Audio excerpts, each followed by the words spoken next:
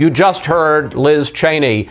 Does President Trump bear any responsibility for the attack on the Capitol on January 6th? You know, I opposed the notion of, which I think was a misguided notion, of voting to overturn the election either with Congress or with the vice president.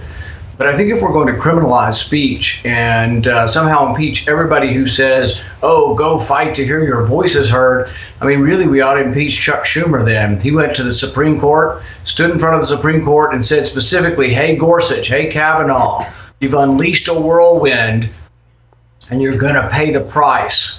You won't know what hit you if you continue with these awful decisions. This inflammatory wording, this violent rhetoric of Chuck Schumer was so bad that the Chief Justice, who rarely says anything publicly, immediately said this kind of language is dangerous, as a mob tried to invade the Supreme Court. So if people want to hold President Trump accountable for language, there has to be a consistent standard. And to my mind, it's a partisan farce because they're not doing anything to Chuck Schumer, not doing anything to Representative Omar, not doing anything to Maxine Waters. It's just not fair. It's just partisan politics under a different name. This is the case that the Democratic House managers will make before the Senate this next week. They will note that Mr. Trump tweeted his followers a number of tweets, but one of them to come to a big protest on January 6th. Be there, will be wild, he wrote.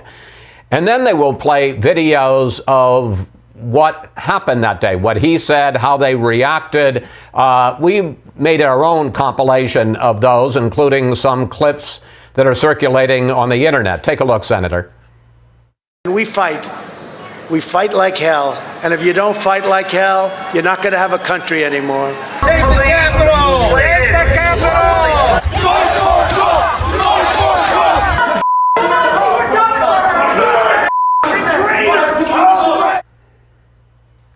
Senator, you talk about other people who have said things, but you know, there had been weeks of misrepresentations about the election. Then he called people to come to Washington. Then he talks about fighting like hell. People in the crowd are talking about going to the Capitol, and then they demand to find Speaker Pelosi and to hang Mike Pence, the Vice President of the United States. Is that not incitement for insurrection? I don't condone any of the language, and like I say, I opposed philosophically and voted against overturning the election. However, I think you're going to see the Trump defense play video of Maxine Waters. Do you see anybody from that cabinet in a restaurant, in a department store, at a gasoline station? You get out and you create a crowd, and you push back on them, and you tell them they're not welcome. Telling crowds to mob Trump administration in restaurants and attack them. They'll probably show clips of Cory Booker saying, get up in their face of these Congress people. You'll probably see comments from Representative Omar wishing and celebrating the violence that happened to me when I had 6 ribs broken and part of my lung removed.